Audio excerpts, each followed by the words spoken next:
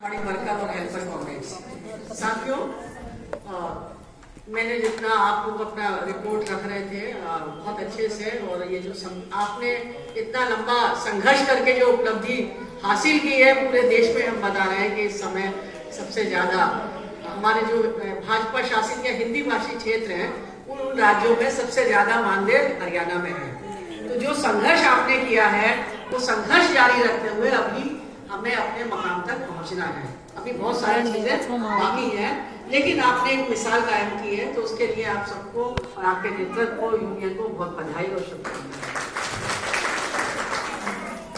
हमारी जो ये लड़ाई है, ये लड़ाई हमारी इस लड़ाई के साथ साथ हमें इस राजनीति को भी समझने की जरूरत है।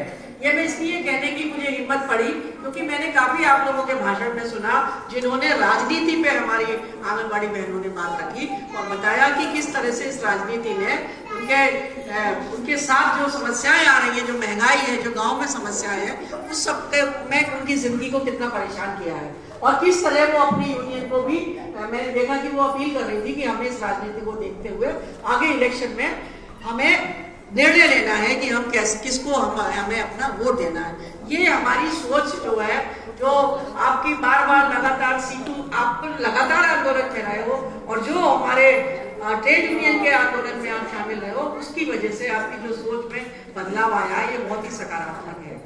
मैं इसमें एक बात और आपसे बस कहना चाहूंगी, बहुत समय कम है और बहुत सारी कार्रवाई है, कि हमें इस पर भी नजर रखनी है कि सरकारें क्या कर रही है, राजनीतिक दल क्या कर रहे हैं, कौन सी पार्टी है जो चंदा ले रही है और क्यों ले रही है। अभी जो बहुत चर्चा चल भी रही है, वो जो अब एक चुनाव लड़ने के लिए न्यूनतम 15 लाख के करोड़ों में एक चुनाव लड़ पा रहा है सांसद, तो इस राजनीति में हमारी भागीदारी कैसे होगी। ये जो पैसे की सत्ता है राजनीति में, इसे तोड़ने का काम हम अपने वोट की चोट से ही कर सकते हैं। लेकिन जानना है हमें कि हमारा जो देश का जो संसाधन है ये किसके हाथ में है।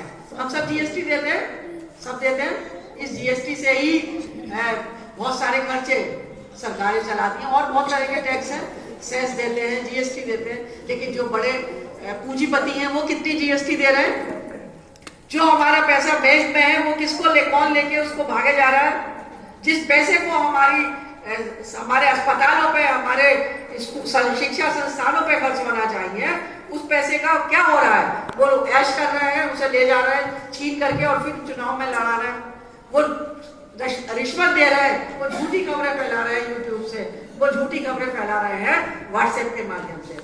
इस पे हमें नजर रखनी है सरकारें क्या कर रही हैं और हमें इस सरकार में क्या चाहिए, अपनी हिस्सेदारी।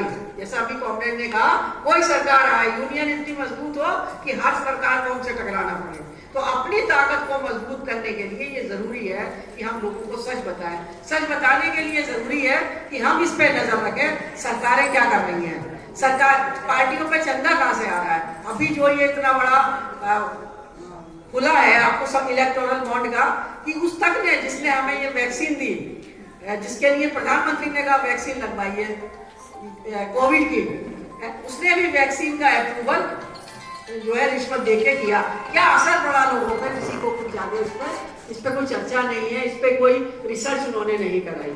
इसीलिए इसी तरह बहुत सारे दवाइयों के जो रेट इतने बढ़ रहे हैं, उन्होंने चंदा दिया और अंधाधुंध रेट बढ़ाए, तो पैसा तो हमारी जेब से गया। एक तरफ वो चंदा सरकार के पास गया, कंपनी ने दिया, और जो हम पैसा दे रहे हैं दवाई खरीदने में, उससे भी टैक्स जो है वो सरकार वो इनके पास गया और इन्होंने क्या किया, उसका दुरुपयोग किया। इसकी बहुत जरूरत है।